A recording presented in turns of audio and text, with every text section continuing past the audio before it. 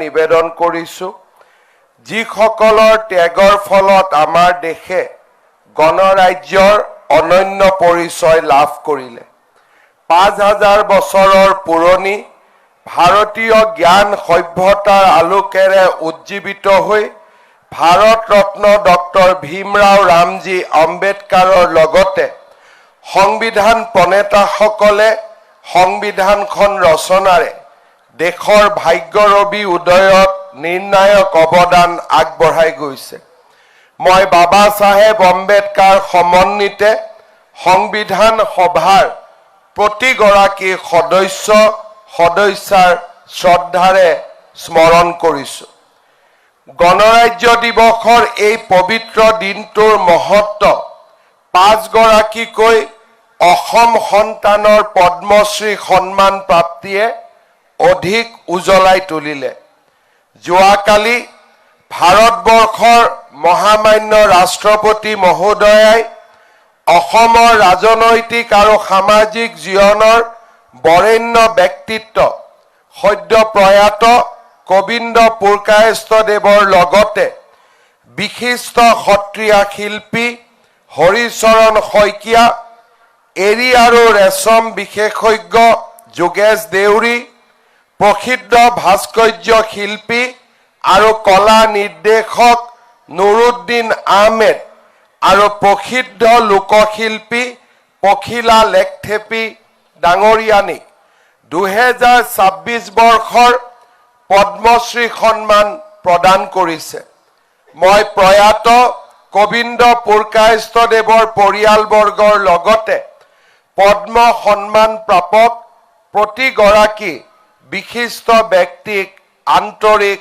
অভিনন্দন জ্ঞাপন কৰিছো গণৰাজ্য দিৱসৰ উদযাপনে আমাৰ দেশৰ সংবিধানখনৰ প্ৰতি আনুগত্যশীল হ'বলৈ আমাক প্ৰেৰণা যোগাই আহিছে আমাৰ দেশৰ সংবিধান ৰচনাৰ প্ৰয়াসৰ আৰম্ভণি হৈছিল 1895 চনত লোকমান্য বাল গংগাধৰ তিলকৰ অনুপ্ৰেৰণাত প্ৰস্তুত হোৱা হোম ৰুল বিল আছিল সংবিধান প্ৰণয়নৰ প্ৰথম প্ৰয়াস 1928 চনত মতিলাল নেহেৰুৰ অধ্যক্ষতাত গঠিত এখন সমিতিয়ে সাইমন কমিশনৰ সন্মুখত স্বাধীন ভাৰতৰ সংবিধানৰ এটা ৰূপৰেখা আগবঢ়াইছিল তাৰ পাছত 1935 চনৰ ভাৰত চৰকাৰ আইনৰ জৰিয়তে যুক্তৰাষ্ট্ৰীয় শাসন ব্যৱস্থা আৰু দায়বদ্ধ চৰকাৰৰ ধাৰণা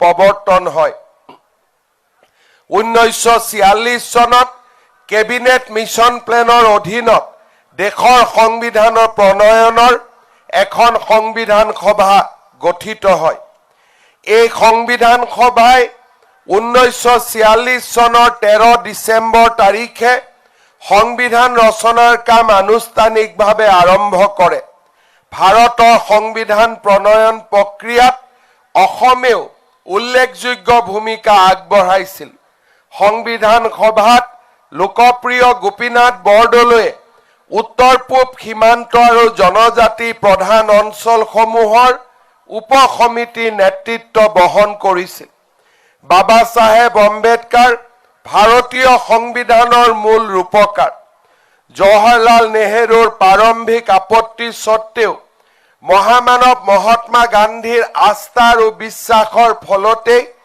বাবা চাহেব আম্বেদকাৰে খচৰা সমিতিৰ নেতৃত্ব লাভ কৰিছিল সংবিধান খচৰা প্ৰস্তুত কৰিবলৈ নিৰ্বাচিত 296 জন সদস্যৰ প্ৰথম তালিকাত আম্বেদকাৰৰ নামো অন্তৰ্ভুক্ত নাছিল পৰৱৰ্তী সময়ত সংবিধান সভাৰ সদস্য আৰু সংবিধানৰ খচৰা সমিতিৰ অধ্যক্ষৰ দায়িত্ব বাবা চাহেব আম্বেদকাৰে মহামানৱ মহাত্মা গান্ধীৰ আস্থাৰ ফলতে লাভ কৰে সংবিধান প্ৰণেতাসকলৰ মহৎ প্ৰচেষ্টাৰ বিপৰীতে তদানীন্তন কংগ্ৰেছ চৰকাৰসমূহে আৰম্ভণিৰে পৰা সংবিধানৰ শৰীৰ আৰু আত্মাক আঘাত কৰিব বিচাৰিছিল ভাৰতৰ সংবিধানৰ মূল প্ৰতিলিপিটো সুন্দৰ হাতৰ আখৰেৰে আৰু অংগ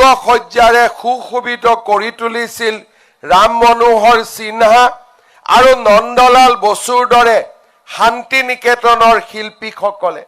ছবিখনত ভগৱান ৰামচন্দ্ৰ আৰু শ্ৰীকৃষ্ণৰ ৰূপ আছিল। আমাৰ দেশৰ গণৰাজ্যৰ যি দীঘলীয়া ইতিহাস, ভাৰতীয় সভ্যতা সংস্কৃতিৰ তাৰ প্ৰতিফলন আছিল। সংবিধান খচৰা প্ৰস্তুত হোৱাৰ লগে লগে কংগ্ৰেছে সেই সময়ত শ্ৰী নন্দলাল বসুৱে প্ৰস্তুত কৰা সেই চিত্ৰখন আঁতৰাই দিছিল। এয়াই আছিল সংবিধানৰ শৰীৰত কংগ্ৰেছ দলৰ আক্ৰমণ। সংবিধান হৈছে গণতন্ত্ৰৰ আত্মা।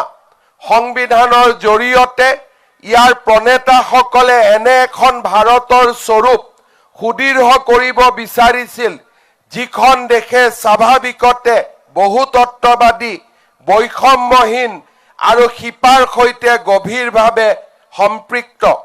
সংবিধানখনে আমাক যুক্তৰাষ্ট্ৰীয় শাসন ব্যৱস্থাৰ আধাৰ দিছিল। বিকেন্দ্ৰীকৃত শাসন ব্যৱস্থাৰ জৰিয়তে বিকাশ আৰু উন্নয়নৰ ৰূপান্তৰকামী শক্তিয়ে প্ৰতিটো অঞ্চলক যাতে সমভাৱে চুই যায় তাৰ বাবে কাম কৰিবলৈ নীতি নিৰ্দেশনা দিছে। 2014 চনত ভাৰতৰ প্ৰধানমন্ত্ৰী নৰেন্দ্ৰ মোদী ডাঙৰীয়াই দায়িত্ব গ্ৰহণ কৰাৰ পৰা এখন আধুনিক ভাৰতৰ অনিৰুদ্ধ যাত্ৰা আমাৰ দেশত আৰম্ভ হৈছিল। প্ৰথমবাৰৰ বাবে ভাৰতৰ সীমাত অৱস্থান কৰা উত্তৰ পূৰ্বাঞ্চলে দেশৰ কেন্দ্ৰীয় স্থানলৈ যাবলৈ সক্ষম হৈছিল। ভাৰতবৰ্ষৰ বিকাশৰ যাত্ৰাত আমাৰ ৰাজ্যখনে এক দূৰগামী আৰু অভূতপূৰ্ব ভূমিকা গ্ৰহণ কৰিবলৈ সাহস আৰু শক্তি পাইছিলে। শ্ৰদ্ধাৰ ৰাইজ, 2021 চনৰ 10 মে তাৰিখে আমাৰ ৰাজ্যৰ মুখ্যমন্ত্ৰী হিচাপে মই দায়িত্ব গ্ৰহণ কৰিছিলোঁ। আমাৰ লক্ষ্য আছিল স্পষ্ট। আমি এখন অসম নিৰ্মাণ কৰিম, যিখন অসম অটল হৈ থাকিব, যিখন অসম অবিচল হৈ থাকিব আৰু যিখন অসমে অগ্ৰগামী গতিৰে অসমৰ বিকাশৰ অনিৰুদ্ধ যাত্ৰাক আগবঢ়াই লৈ যাব। আজি আমি স্পষ্টভাৱে মনত পেলাব পাৰোঁ, আমাৰ ৰাজ্যত স্বাধীনতা দিৱস আৰু গণতন্ত্ৰ দিৱস উদযাপন হৈছিল বন্ধ, বয়কট, ধৰ্ণা, ধৰ্মঘটৰ মাজেৰে। আমাৰ ৰাজ্যত স্বাধীনতা দিৱস আৰু গণতন্ত্ৰ দিৱস উদযাপন হৈছিল বন্দুক, গ্ৰেনেড আৰু বোমা বিস্ফোৰণৰ দৰে অনাৱশ্যক ঘটনাৰাজিৰ মাজত। কিন্তু আজি আমি গৌৰৱেৰে সৈতে স্বাধীনতা দিৱস আৰু গণতন্ত্ৰ দিৱস পালন কৰিছোঁ। বন্দুক, গ্ৰেনেড আৰু বোমা বিস্ফোৰণৰ বিভীষিকাৰ মাজত নহয়, সমতা, ঐক্যতান আৰু বিকাশৰ জয়গান গাই এখন নতুন অসমৰ বুকুত আজি আমি স্বাধীনতা দিৱস আৰু গণতন্ত্ৰ দিৱস পালন কৰিছোঁ। শ্ৰদ্ধাৰ ৰাইজ, দ্বিতীয়বাৰৰ বাবে এই ঐতিহাসিক ডিব্ৰুগড়ৰ কেন্দ্ৰীয় গণৰাজ্য দিৱসত পতাকা উত্তোলনৰ সৌভাগ্য মোৰ প্ৰাপ্তি হৈছে। মই ডিব্ৰুগড়বাসী ৰাইজক অত্যন্ত বিনম্ৰতাৰে সৈতে জনাব বিচাৰিছোঁ যে অহা 30 জানুৱাৰী তাৰিখে ভাৰতৰ কেন্দ্ৰীয় গৃহমন্ত্ৰী অমিত শ্বাহ ডাঙৰীয়াই ডিব্ৰুগড়ত ৰাজ্যৰ অসম বিধানসভাৰ চৌহদৰ আধাৰশিলা স্থাপন কৰিব। তাৰ লগে লগে প্ৰায় 300 কোটি টকা ব্যয়েৰে আমি নিৰ্মাণ কৰিবলগীয়া অসম বিধানসভা 3 বছৰৰ ভিতৰত নিৰ্মাণ হ'ব আৰু এই ডিব্ৰুগড়ৰ পবিত্ৰ ভূমিৰ পৰাই ৰাজ্যৰ ভাগ্য আৰু ভৱিষ্যতৰ সৈতে জড়িত বিষয়বিলাকৰ ওপৰত আলোচনা হ'ব আৰু এই ডিব্ৰুগড়ৰ পৰাই ৰাজ্যৰ অনিৰুদ্ধ যাত্ৰাৰ এক নতুন অধ্যায় আৰম্ভ হ'ব। মই ডিব্ৰুগড়বাসী ৰাইজক অহা 30 জানুৱাৰী তাৰিখৰ অনুষ্ঠানত যোগদান কৰাৰ বাবে বিনম্ৰতাৰে সৈতে আহ্বান জনাম। আমি মনত পেলাওঁ উজনি অসমৰ যোগাযোগ, স্বাস্থ্য আৰু উদ্যোগৰ স্নায়ু কেন্দ্ৰ হিচাপে ৰাজ্যৰ স্বাধীনতাৰ আগত আৰু স্বাধীনতাৰ পৰৱৰ্তী সময়ত ডিব্ৰুগড়ে আত্মপ্ৰকাশ কৰিছিল। 1852 চনত ব্ৰিটিছে ডিব্ৰুগড়ক ব্ৰহ্মপুত্ৰৰ যোগেদি কলিকতা আৰু চিটাগং বন্দৰৰ সৈতে সংযোগ কৰিছিল। 19বিংশ শতিকাত ডিব্ৰুগড়ে ৰেল মানচিত্ৰত স্থান লাভ কৰিছিল। স্বাধীনোত্তৰ কালত বিমানবন্দৰ স্থাপনৰ পিছত ডিব্ৰুগড়ে দেশৰ বিভিন্ন স্থানৰ লগত সংযুক্ত হৈ পৰিছিল। ডিব্ৰুগড় জিলাই অসমৰ অৰ্থনৈতিক উন্নয়নত এক বিশাল বৰঙণি আগবঢ়াই আহিছে। উদ্যোগ নগৰী হিচাপে ডিব্ৰুগড়ত কেইবাটাও বিশাল উদ্যোগ প্ৰতিষ্ঠা হৈছে। কেইদিনমান আগতে ভাৰতৰ প্ৰধানমন্ত্ৰী ডাঙৰীয়াই আমাৰ ডিব্ৰুগড় জিলাত 12 লাখ মেট্ৰিক টনৰ ইউৰিয়া আৰু এমনিয়া সাৰ কাৰখানাৰ আধাৰশিলা স্থাপন কৰি ডিব্ৰুগড়ৰ ঔদ্যোগিক পৰিচয়ক আৰু এবাৰ আগুৱাই লৈ গ'ল।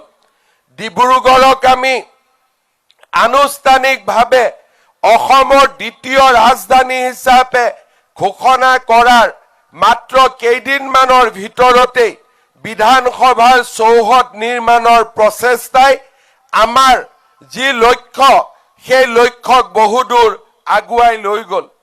যোৱা কেইদিনমান আগতে ভাৰতৰ উচ্চতম ন্যায়ালয়ৰ মুখ্য ন্যায়াধীশ গৰাকী গুৱাহাটীলৈ আমাৰ উচ্চ ন্যায়ালয়ৰ স্থায়ী ভৱনৰ আধাৰশিলা স্থাপন কৰিবলৈ আহোঁতে তেখেতক মই ডিব্ৰুগড়ত গুৱাহাটী উচ্চ ন্যায়ালয়ৰ এখন চাৰ্কিট বেঞ্চ স্থাপন কৰাৰ বাবেও অনুৰোধ আগবঢ়াইছিলোঁ। মই বিশ্বাস কৰোঁ ডিব্ৰুগড়ত মুখ্যমন্ত্ৰীৰ সচিবালয়, অসম বিধানসভাৰ চৌহদ আৰু আমি খুব সোনকালেই ডিব্ৰুগড়ত উচ্চ ন্যায়ালয়ৰ চাৰ্কিট বেঞ্চ স্থাপন কৰিবলৈ আমি নিশ্চিতভাৱে সক্ষম হ'ম, তাক মই দৃঢ়তাৰে সৈতে বিশ্বাস কৰোঁ। শ্ৰদ্ধা ৰাইজ, আমি এনে এখন অসমত বাস কৰিছিলোঁ যিখন অসম আছিল ভাৰতৰ অৰ্থনীতিৰ সূচাংকসমূহৰ ভিতৰত আটাইতকৈ তলত স্থান অধিকাৰ কৰা এখন ৰাজ্য। আমি এনে এখন অসমত বাস কৰিছিলোঁ যিখন অসমৰ পৰিচয় আছিলে সন্ত্ৰাসবাদ আৰু আন্দোলন। আমি এনে এখন অসমত বাস কৰিছিলোঁ যিখন অসমত গোষ্ঠীগত সংঘৰ্ষ আৰু মানুহৰ মাজত সমন্বয়ৰ অভাৱে আমাৰ ৰাজ্যখনৰ মূল ভেটিটোকে দুৰ্বল কৰি থৈ গৈছিল। আমি এনে এখন অসমত বাস কৰিছিলোঁ যিখন অসমৰ পৰা শিক্ষিত যুৱক যুৱতীয়ে চাকৰিৰ সন্ধানত কৰ্ণাটক, অন্ধ্ৰ প্ৰদেশৰ দৰে ৰাজ্যলৈ গতি কৰিছিল। আমি এনে এখন অসমত বাস কৰিছিলোঁ যিখন অসমত চতুৰ্থ বৰ্গৰ সাধাৰণ চাকৰি এটাৰ কাৰণেও কেইবা লাখ টকাৰ ঘোষ বা আজি আমাৰ ৰাজ্যৰ যুৱ শক্তিয়ে কৰাপশ্যনৰ এক আঘাতত পৰি নিজক এক প্ৰকাৰ দুখ আৰু বেদনাৰে এটা পৰ্যায়লৈকে লৈ গৈছিল, য'ত নেকি তেওঁলোকে সন্ত্ৰাসবাদত যোগদান কৰাৰ বাবেও বিবেচনা কৰিছিল। আমি এনে এখন ৰাজ্যত বাস কৰিছিলোঁ যিখন ৰাজ্যত শিক্ষা আৰু স্বাস্থ্যৰ কাঠামো এটা সময়ত ভাঙি পৰিছিল। কিন্তু আজি আমি সম্পূৰ্ণ গৌৰৱ আৰু আনন্দৰে সৈতে ক'ব পাৰোঁ যে ভাৰতীয় ৰিজাৰ্ভ বেংকে যোৱা 5 বছৰৰ অৰ্থনৈতিক বিকাশৰ তুলনা কৰি আনুষ্ঠানিকভাৱে ঘোষণা কৰিছে যে ভাৰতৰ ভিতৰত অসমেই হৈছে ভাৰতৰ আটাইতকৈ দ্ৰুতগতিত বৃদ্ধি পোৱা অৰ্থনীতি 2020 পৰা 2025 ভিতৰত ৰাষ্ট্ৰীয় উৎপাদনৰ গড় বৃদ্ধি হৈছিল 29%। তাৰ পৰিৱৰ্তে অসমৰ অৰ্থনৈতিক উন্নয়নৰ গড় হৈছে 45%। অৰ্থাৎ ভাৰতৰ উন্নয়নৰ গতিক পিছ পেলাই আজি অসমে ভাৰতৰ অৰ্থনৈতিক আকাশত এক নৱ উদিত সুৰুজ ৰূপে আত্মপ্ৰকাশ কৰিছে। আমাৰ ৰাজ্যৰ ঘৰুৱা উৎপাদনে এটা নতুন অভিলেখ স্থাপনৰ ফালে আগবাঢ়িছে। প্ৰতি বছৰে 13 পৰা 15% আমাৰ ৰাজ্যৰ গড় উৎপাদন বৃদ্ধিৰ ফলত 2027 চনত আমাৰ ৰাজ্যৰ জিডিপি বা ৰাজ্যৰ মূল অৰ্থনীতি 10 লাখ কোটি টকাত ভৰি দিবৰ বাবে আগবাঢ়ি গৈ আছে। আমাৰ ৰাজ্যৰ এসময়ত কৃষি ভিত্তিক ৰাজ্য আছিলে। আজি কৃষিৰ সমান্তৰাল হিচাপে সেৱা আৰু উদ্যোগ ক্ষেত্ৰ দ্ৰুত গতিত আগবাঢ়ি গৈছে। যোৱা বছৰৰ ফেব্ৰুৱাৰী মাহত প্ৰধানমন্ত্ৰী নৰেন্দ্ৰ মোদী ডাঙৰীয়াৰ উপস্থিতিত আমি অসমত এডভান্টেজ আসাম 0.2 অনুষ্ঠিত কৰিছিলোঁ। সেই সময়ত আমি 5 লাখ কোটি টকাৰ বিনিয়োগৰ প্ৰস্তাৱ আমি লাভ কৰিছিলোঁ। আজি মই অত্যন্ত আনন্দ সহকাৰে ক'ব পাৰো যে এই প্ৰস্তাৱসমূহৰ ভিতৰত 3 লাখ কোটি টকাৰ প্ৰস্তাৱ ইতিমধ্যে কাৰ্যকৰী হোৱাৰ পথত আগবাঢ়িছে। যোৱা 20 জানুৱাৰীৰ পৰা 22 জানুৱাৰীলৈ ছুইজাৰলেণ্ডৰ ডাভোছত অনুষ্ঠিত হোৱা ৱৰ্ল্ড ইকনমিক ফৰামত প্ৰথমবাৰৰ বাবে অসমক প্ৰতিনিধিত্ব কৰাৰ সুযোগ দিয়া হৈছিল। বহুতে প্ৰশ্ন কৰিছিল যে আমাৰ উত্তৰ পূৰ্বাঞ্চলৰ আগৰ ভাষাত অৰ্থনৈতিকভাৱে পিছপৰা অসমৰ দৰে ৰাজ্যক ৱৰ্ল্ড ইকনমিক ফৰামলৈ কিয় আমন্ত্ৰণ জনোৱা হৈছিলে। কিন্তু এই ফৰামৰ পৰা উভতি আহি মই নিশ্চিতভাৱে ক'ব পাৰো যে আজি আমাৰ অসমৰ পৰিচয় পিছপৰা ৰাজ্য নহয়। আজি আমাৰ অসমৰ পৰিচয় দেশৰ অৰ্থনীতিত বৰঙণি আগবঢ়াবৰ পৰা এখন অবিচল অটল আৰু অগ্ৰগামী পথেৰে আগবাঢ়ি যোৱা এখন উন্নত ৰাজ্য, যাৰ পৰিচয় এখন আধুনিক পৰিচয়, যাৰ পৰিচয় ঐতিহ্য আৰু পৰম্পৰাৰে সৈতে আধুনিক অসমৰ পৰিচয়।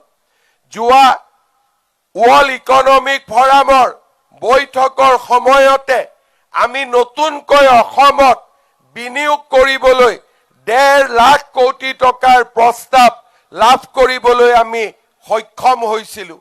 অৰ্থাৎ আজি অসমে ঔদ্যোগিক ৰাজ্য হিচাপে নিজৰ পৰিচয় স্থাপন কৰিবলৈ সক্ষম হৈছে। যোৱা 5টা বছৰত বিকাশৰ প্ৰতিটো পৰ্যায়তে আমি এটা নতুন মাইলৰ খুঁটি স্থাপন কৰিবলৈ সক্ষম হৈছিলোঁ। শ্ৰদ্ধাৰ ৰাইজ, আমি যেতিয়াই বিকাশৰ কথা কওঁ অসমৰ প্ৰেক্ষাপটত বিকাশ সদায় অসমৰ পৰিচয় আৰু অসমৰ ভৱিষ্যতৰ সৈতে জড়িত হৈ থকা এটা বিষয় হৈ পৰে। আমি সকলোতে এটা কথাই ক'ব খোজো যে অসমৰ ডেভেলপমেণ্ট কেৱল মাত্ৰ শিলগুটি ৰাস্তাৰ ডেভেলপমেণ্ট নহয়।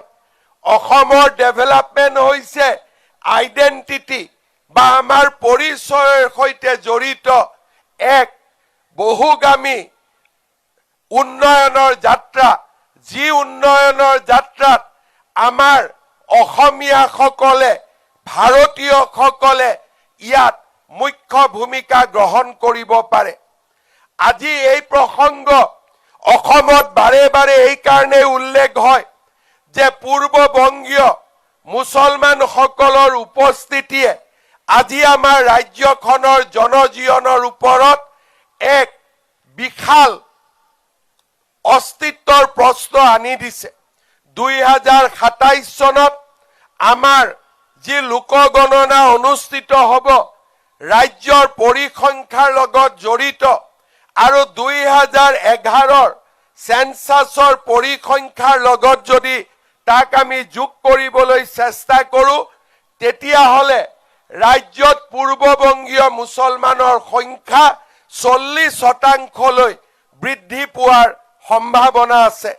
আজি আমাৰ ৰাজ্যৰ 12খন জিলাত হিন্দু সমাজ সম্পূৰ্ণৰূপে সংখ্যালঘুত পৰিণত হৈছে। আপোনালোকে জানি আচৰিত হ'ব যে এই অচিনাকি লোকসকলৰ হাতত আজিৰ দিনত অসমত 63.58 লাখ বিঘা ধ্ৰুপদী ভাষাৰ মৰ্যাদা পালে। এই প্ৰচেষ্টাৰ অংশ হিচাপে NCERTৰ 8ম শ্ৰেণীৰ পাঠ্যপুথিত আহোম সাম্ৰাজ্য আৰু মহাবীৰ লাচিতৰ বিষয়ে জনাৰ সুযোগ প্ৰদান কৰা হ'ল। লাচিতৰ 125 ফুট উচ্চতাৰ প্ৰতিমূৰ্তি যোৰহাটৰ হোলোঙাপাৰত স্থাপন কৰা হ'ল। ৰংঘৰৰ সৌন্দৰ্য বৰ্ধনৰ বাবে লোৱা পদক্ষেপে নতুন প্ৰজন্মক অসমৰ জাতীয় সম্পদৰ প্ৰতি অধিক আকৰ্ষিত কৰি তুলিলে। আমাৰ বাপতি সাহোন বহাগৰ বিহুক আমি বিশ্ব মঞ্চলৈ লৈ গলো। চাহ বাগিচাৰ সংস্কৃতিৰ সৈতে জড়িত আমি ঝুমুৰক বিশ্ব ঐতিহ্যৰ সৈতে চিনাকি কৰাই দিলো, বিশ্বৰ নাগৰিকৰ সৈতে চিনাকি কৰাই দিলো। আমি আমাৰ ঐতিহ্য আৰু পৰিচয় ৰক্ষাৰ অংশ হিচাপে যোৱা মাহত বাগৰুম্বা নৃত্যকো আমি বিশ্ব মঞ্চলৈ আগবঢ়াই লৈ গলো। আমাৰ ৰাজ্যৰ কোনো 5 বছৰত কেতিয়াও একেলগে উচ্ছেদ অভিযান, শ্বহীদৰ সন্মান, মহাপুৰুষ শ্ৰীমন্ত শংকৰদেৱৰ আবিৰ্ভাৱ ক্ষেত্ৰ, বিদেশী নাগৰিক বহিষ্কাৰৰ সূচনা, খিলঞ্জীয়া লোকক ভূমি পট্টা প্ৰদান, চৰাইদেউক বিশ্ব ঐতিহ্যৰ স্বীকৃতি, লাচিতক বৰসভালৈ লৈ যোৱা আৰু বিহু ঝুমুৰ বাগৰুম্বাক বিশ্বৰ সৈতে পৰিচয় কৰাই দিয়া, অসমীয়া ভাষাক ধ্ৰুপদী ভাষাৰ মৰ্যাদা প্ৰদান কৰা, এই আটাইবোৰ কাম কোনো 5 বছৰতে কেতিয়াও কৰিব পৰা হোৱা নাছিল। মাত্ৰ 5টা বছৰ ভিতৰতে অসমৰ প্ৰতিটো সম্পদ আৰু অসমৰ প্ৰতিটো পৰিচয়ক আমি বিশ্বৰ মঞ্চলৈ বৰসভালৈ আমি লৈ যাবলৈ সক্ষম হলো।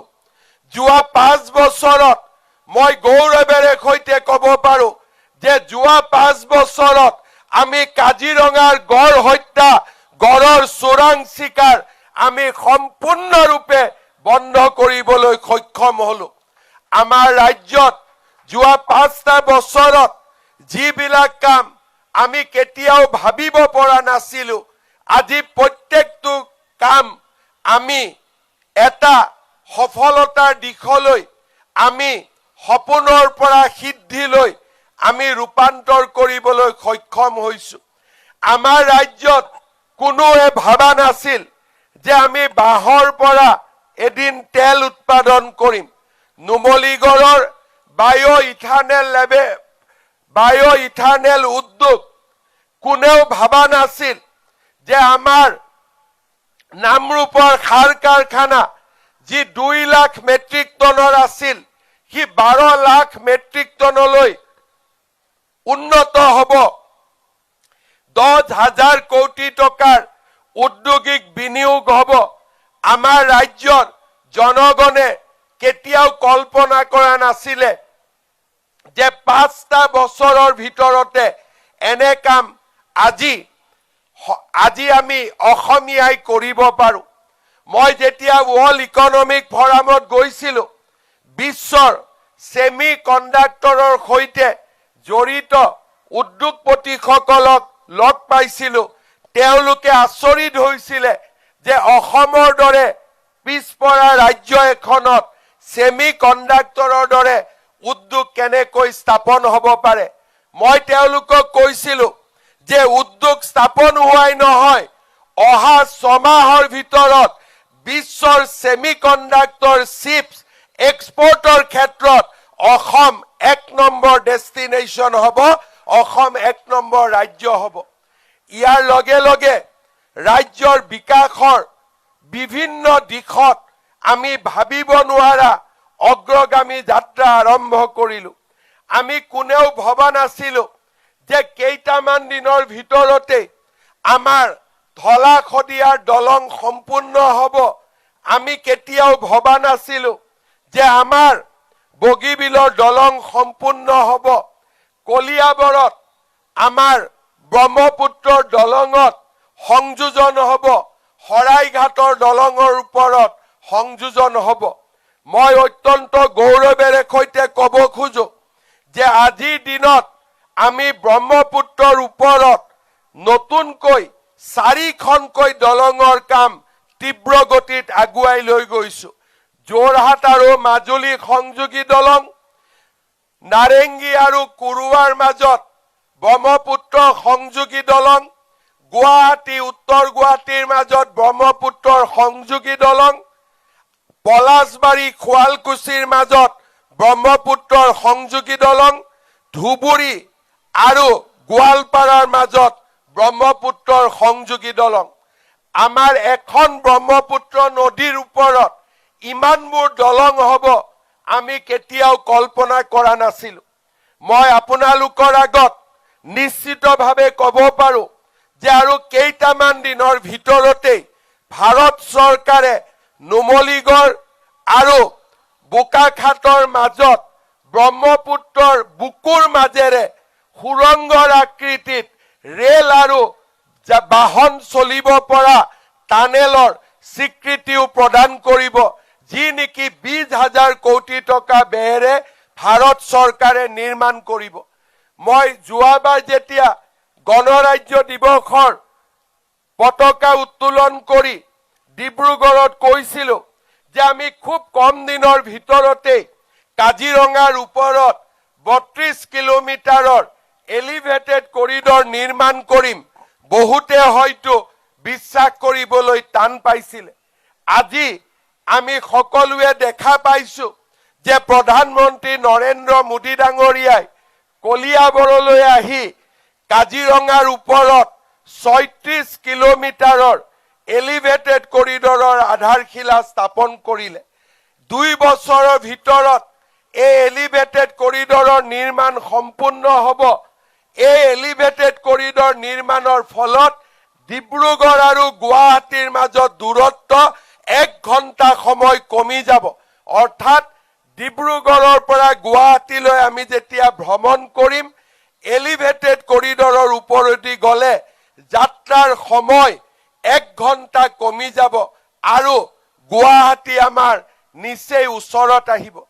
মোৰ দুটা আৰু সপোন আছে যাক নেকি আমি ৰূপায়ণ কৰাৰ বাবে প্ৰচেষ্টা কৰিম।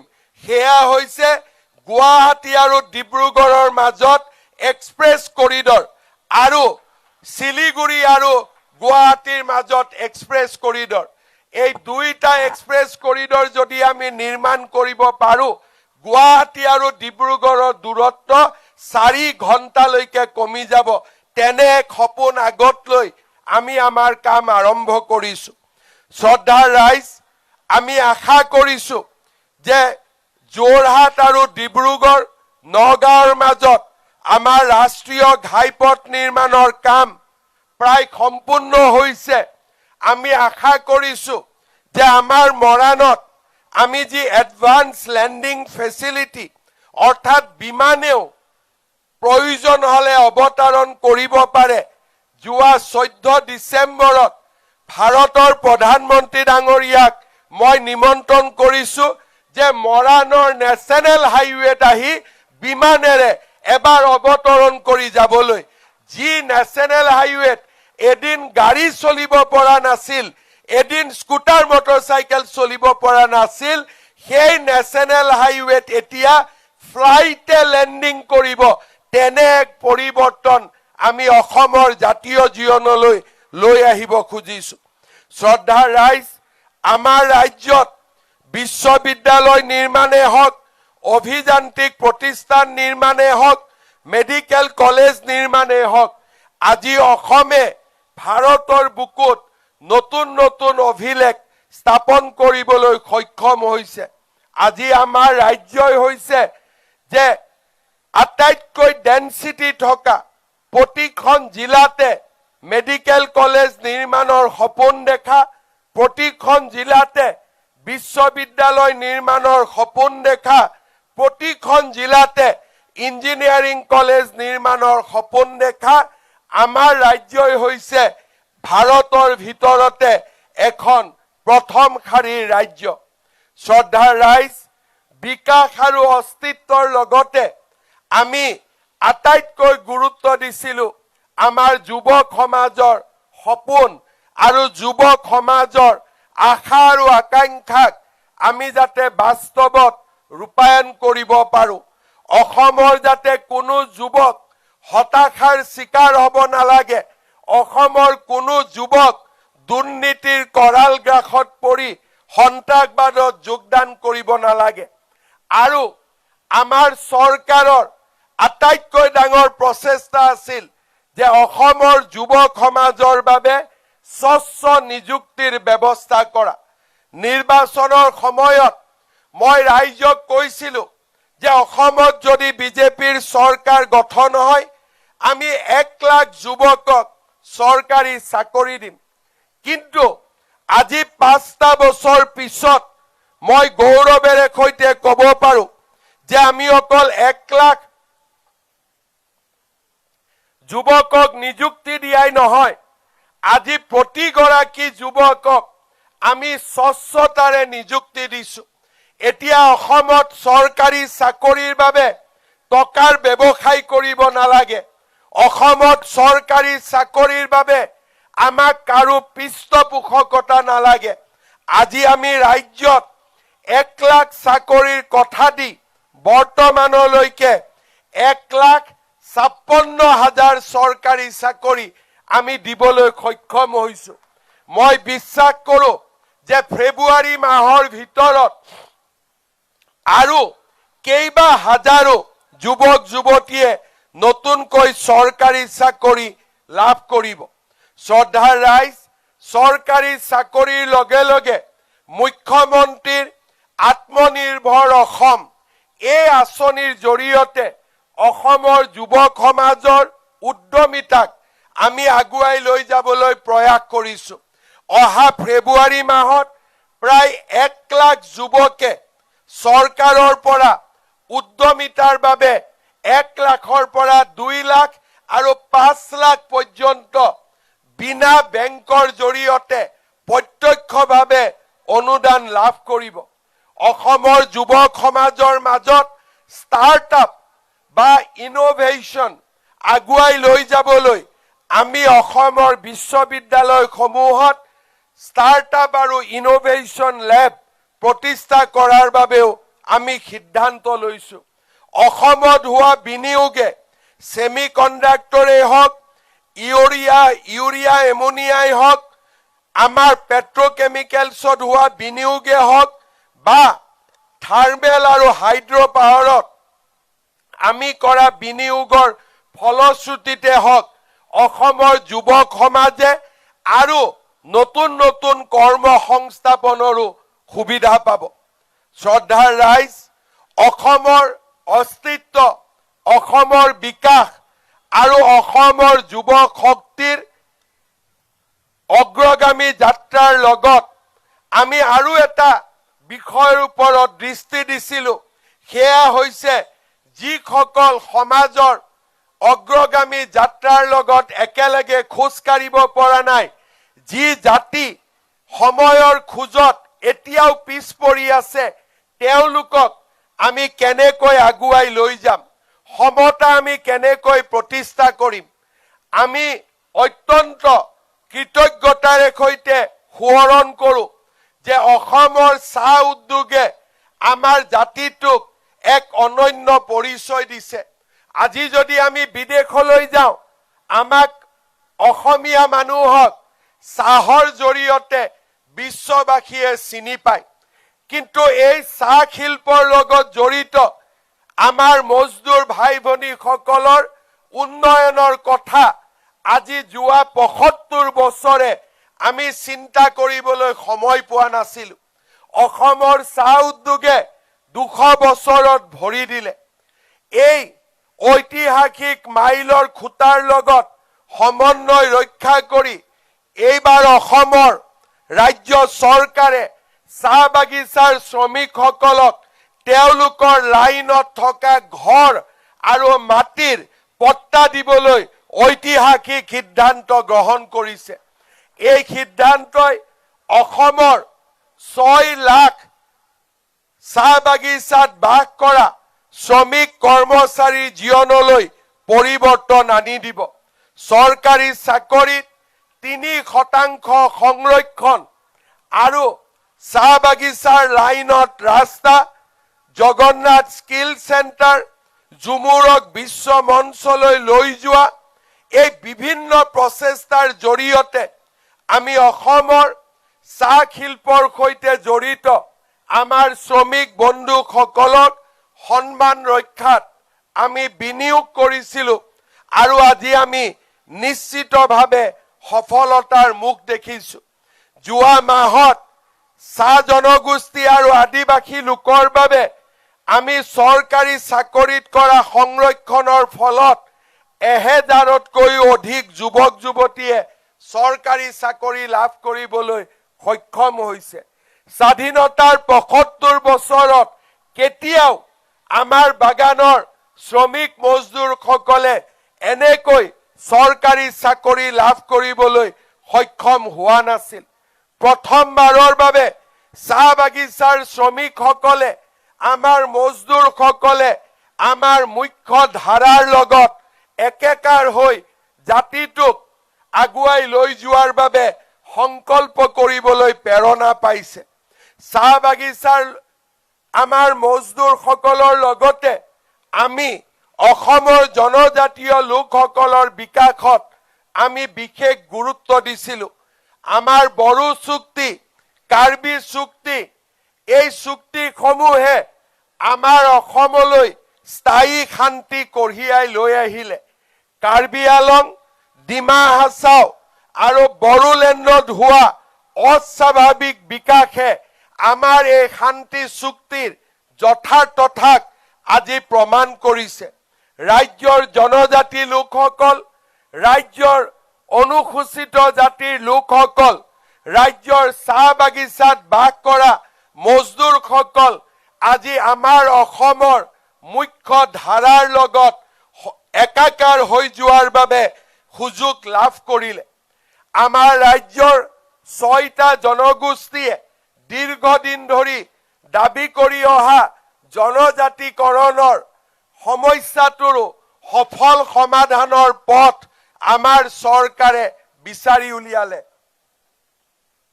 অসম চুক্তিৰ ৬ নম্বৰ দফাকো বাস্তৱত ৰূপায়ণ কৰাৰ কাম যোৱা ৫ বছৰত আমি আৰম্ভ কৰিবলৈ সক্ষম হলোঁ।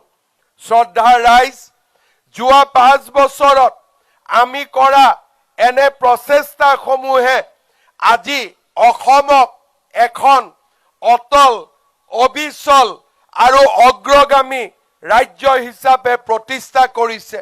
আজি অসমৰ বৰাক উপত্যকাটো উন্নয়ন, উজনি অসম, নামনি অসম, কেন্দ্ৰীয় অসম, উত্তৰ অসম, অসমৰ প্ৰতিটো চুক আৰু প্ৰতিটো কোণতে আজি উন্নয়নৰ এক অভূতপূৰ্ব প্ৰচেষ্টা আমি দেখা পাইছোঁ। কোনেও কল্পনা কৰিব পৰা নাছিল যে অসমত ১৭খনকৈ কেঞ্চাৰ হস্পিটেল স্থাপন হ'ব। কোনেও কল্পনা কৰিব পৰা নাছিল যে অসমত স্কিল ইউনিভাৰ্চিটি স্থাপন হ'ব কোনেও কল্পনা কৰিব পৰা নাছিল যে আমাৰ ৰাজ্যত প্ৰতিখন জিলাতে মেডিকেল কলেজ স্থাপন হ'ব আপোনালোকে জানি ভাল পাব যে ভাৰতৰ ভিতৰতে অসম এনে এখন ৰাজ্য হ'ব যিখন ৰাজ্যই কেন্সাৰৰ উন্নত চিকিৎসাৰ বাবে প্ৰটন থেৰাপি আমাৰ ৰাজ্যখনলৈ লৈ আহিব প্ৰটন থেৰাপি এইমছতো নাই ৰিমছতো নাই কোনো ৰাজহুৱা স্বাস্থ্য প্ৰতিষ্ঠানত নাই অসমে প্ৰথম ৰাজ্য হ'ব যিখন ৰাজ্যত প্ৰটন থেৰাপিৰ দৰে উন্নত কেন্সাৰ চিকিৎসা আৰম্ভ হ'ব আজি আমাৰ গুৱাহাটীৰ নতুন বিমানবন্দৰে অসমৰ এখন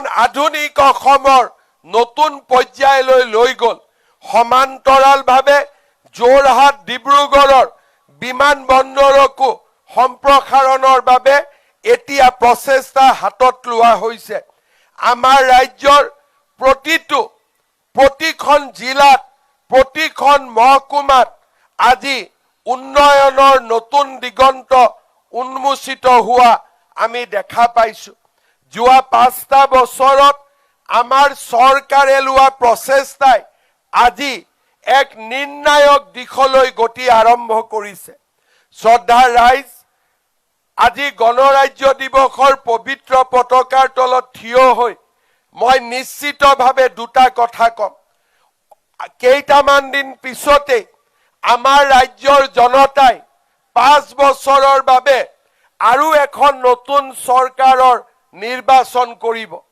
এই সময়ত আমি জাতিটোৰ প্ৰতিজন ব্যক্তিয়ে আকৌ এবাৰ আমি নিজক চিন্তাৰ জগতখনলৈ লৈ যাব লাগিব আমি চিন্তা কৰিব লাগিব যে আমাক কোনখন অসমৰ প্ৰয়োজন যিখন অসমত আমি বোমা বিস্ফোৰণ গুলি বেইনেট লাঠি চালনা আৰু আজি সন্ত্ৰাসবাদৰ অমাৱস্যাক বিদায় দি যিখন অসম আজি শিক্ষা সংস্কৃতি আৰু ঝুমুৰ বিহু বাগৰুম্বা সেমি কণ্ডাক্টৰৰ অসম হ'ল সেইখন অসমক আমি আগুৱাই লৈ যাম নে আকৌ এবাৰ সেই অন্ধকাৰৰ কলীয়া দিনবোৰলৈ আমি উভতি যাম আমাৰ ৰাজ্যৰ জনতাই সিদ্ধান্ত ল'ব লাগিব যে আমাক এনেকুৱা এখন চৰকাৰ লাগে যি চৰকাৰে মাত্ৰ ভোটৰ বাবে বাংলাদেশৰ পৰা অহা পূৰ্ববংগীয় মুছলমান লোকসকলৰ সন্মুখত আত্মসমৰ্পণ কৰিব নে জাতিটোৰ পৰিচয় ৰাখিবলৈ জাতিটোৰ পৰিচয় আৰু জাতিটোৰ সংস্কৃতি ৰক্ষা কৰিবলৈ নিৰ্ভীকভাৱে কাম কৰি যাব আমাক কোনখন অসম লাগিব যিখন অসমত আমাৰ ভূমি আমাৰ অধিকাৰ আমাৰ সংস্কৃতি আমি সেই সকল বাংলাদেশৰ পৰা অহা লোকৰ ওচৰত গতাই দিম নে আমি লাচিত চুকাফা চিলাৰায় সতী সাধনীৰ বীৰত্ব আৰু মহত্বৰে আমি এখন নতুন অসম নিৰ্মাণৰ বাবে কাম কৰিম যিখন অসমে নিজৰ পৰিচয়ও অটুট ৰাখিব অস্তিত্বও অটুট ৰাখিব আৰু আমাৰ ৰাজ্যখনক ভাৰতবৰ্ষৰ আটাইতকৈ বিকশিত ৰাজ্য হিচাপে প্ৰতিষ্ঠা কৰিব আমাৰ জনতাই নিশ্চিতভাৱে সেই সিদ্ধান্ত ল'ব লাগিব শ্ৰদ্ধাৰ ৰাইজ মই এটাই কথা কম আমি আমাৰ নতুন প্ৰজন্মক সুৰক্ষিত কৰিব লাগিব আমি আমাৰ জাতিটোক জীয়াই ৰাখিব লাগিব আমাৰ জাতিটোৱে সংগ্ৰাম কৰিব লাগিব জাতিটো জীয়াই থাকিব লাগিব আৰু অসমখনক আমি ভাৰতবৰ্ষৰ এখন শক্তিশালী ৰাজ্য হিচাপে আমি প্ৰতিষ্ঠা কৰিব লাগিব আমাৰ মাটি আমাৰ ভেটি আমাৰ সংস্কৃতি আমাৰ পৰিচয় আমি অসমৰ নৱ প্ৰজন্মৰ বাবে ৰক্ষা কৰিব লাগিব আৰু সেয়েহে আমি নিশ্চিতভাৱে সিদ্ধান্ত ল'ব লাগিব কোনখন অসমৰ বাবে আমি অহা নিৰ্বাচনত ভোট দিম এখন আত্মসমৰ্পণ কৰা অসমৰ বাবে আমি নিৰ্বাচনত ভোট দিম নে এখন অটল অবিচল আৰু অগ্ৰগামী অসমৰ বাবে আমি ভোট দিম নিশ্চিতভাৱে মই অসমৰ ৰাইজক চিন্তাৰ জগতখনলৈ ঘূৰি যাবলৈ অনুৰোধ কৰিম কোনখন অসমক আমি ভোট দিম যিখন অসমত প্ৰতিটো দিনাই একোটাকৈ গড় হত্যাৰ বাতৰিয়ে আমাক আঘাত দিছিল নে সেইখন অসমৰ বাবে আমি ভোট দিম যিখন অসমত আজি আমাৰ সংস্কৃতি আৰু আমাৰ ঐতিহ্য দৃঢ়ভাৱে প্ৰতিষ্ঠা কৰা সেইখন অসমক আমি ভোট দিম শ্ৰদ্ধাৰ ৰাইজ আমাৰ প্ৰতিজনৰে জীৱন হ'ব স্বদেশ আৰু স্বজাতিৰ বাবে অহা নিৰ্বাচনত আমি নিশ্চিতভাৱে ভোট বেংকৰ ৰাজনীতিৰ পৰিৱৰ্তে অসমৰ বিকাশক অনিৰুদ্ধ গতিৰে আগুৱাই লৈ যাবৰ বাবে আমি এখন চৰকাৰক নিৰ্বাচন কৰিব লাগিব যিখন চৰকাৰে কাৰো ওচৰত আত্মসমৰ্পণ নকৰে বন্ধ হৰতাল অন্ধকাৰ যুগৰ পৰা অসম এতিয়া বিকাশ আৰু প্ৰগতিৰ নতুন যুগত ভৰি দিলে অটল অবিচল অগ্ৰগামী অসমৰ অনিৰুদ্ধ যাত্ৰা পথত অসমবাসীয়ে একবিংশ শতিকাৰ মোগলৰ ওচৰত আকৌ এবাৰ কেতিয়াও আত্মসমৰ্পণ নকৰে আমি নিশ্চিতভাৱে এই মোগলসকলক পৰাজিত কৰিব লাগিব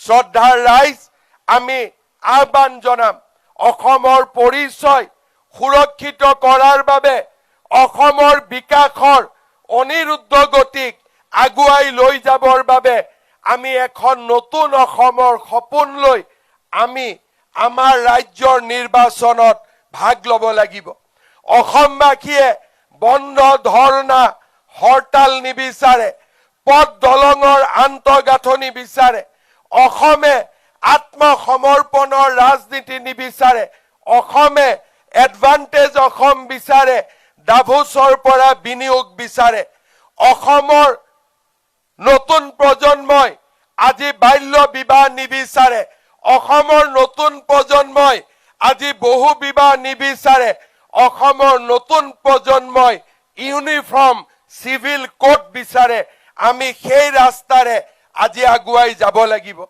শ্ৰদ্ধাৰ ৰাইজ যোৱা 5টা বছৰৰ চৰকাৰৰ পৰিচালনাৰ পিছত আজি আমি আহি 5টা বছৰ সম্পূৰ্ণ কৰাৰ পথত যোৱা 5টা বছৰে জাতিটোক পুনৰ এবাৰ শক্তিশালী মেৰুদণ্ডৰে থিয় কৰাবলৈ লাচিতৰ আদৰ্শৰে আমি কাম কৰিছিলো আমি নিশ্চিত যে অসমৰ নৱ প্ৰজন্মই লাচিতৰ আদৰ্শ সন্মুখত ৰাখি চিলাৰায় আদৰ্শ সন্মুখত ৰাখি গোপীনাথ বৰদলৈৰ আদৰ্শ সন্মুখত ৰাখি এখন নতুন অসম নিৰ্মাণৰ বাবে আগবাঢ়ি যায় মই আমাৰ গণৰাজ্য দিৱসৰ পবিত্ৰ ক্ষণত পুনৰ এবাৰ ডিব্ৰুগড়ৰ এই পবিত্ৰ ভূমিৰ পৰা অসমবাসীলৈ মই মোৰ শ্ৰদ্ধা নিবেদন কৰিছো যোৱা 5টা বছৰত আন্দোলনৰ পৰা দূৰত থাকি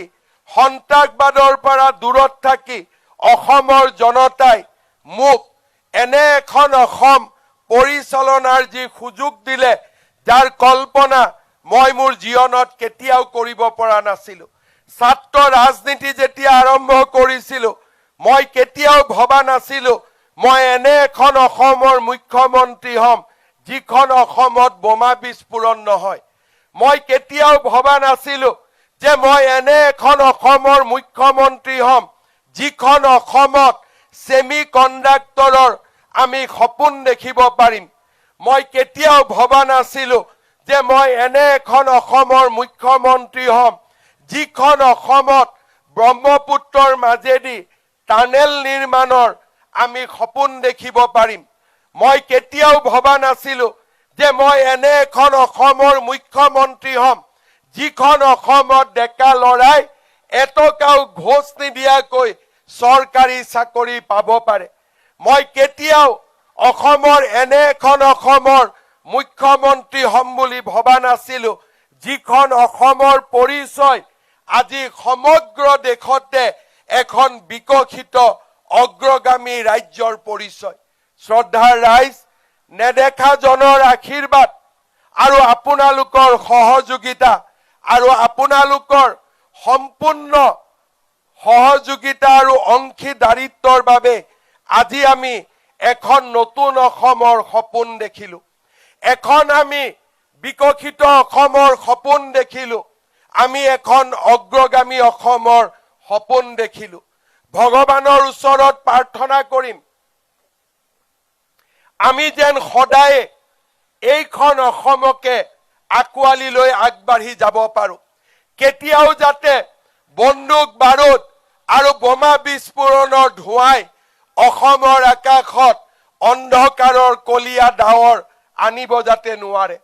যেনেকৈ উত্তৰ পূবে সদায়ে সূৰুজৰ প্ৰভাতী কিৰণ দেশক দিয়ে, তেনেকৈ আমাৰ উত্তৰ পূব অসমে বিকাশ আৰু উন্নয়নৰ বাৰ্তাও দেশক প্ৰদান কৰক।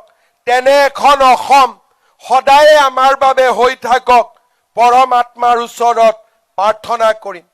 অসম, অসমীয়া, ভাৰত আৰু ভাৰতীয়ৰ বাবে এটা উৎসৰ্গিত জীৱনৰ মাজেৰে জাতিটোক আমি আগুৱাই লৈ যাওঁ, তেনে সংকল্পৰে আমি অসমবাসীক আগবাঢ়ি যাবলৈ আহ্বান জনাম। শ্ৰদ্ধাৰ ৰাইজ, ডিব্ৰুগড়ৰ এই পবিত্ৰ মাটিৰ পৰাই মই কবি নলিনীবালা দেৱীৰ এটা কবিতাৰ দুটি পংক্তি আপোনালোকৰ ওচৰত গাই দিব খুজিছো।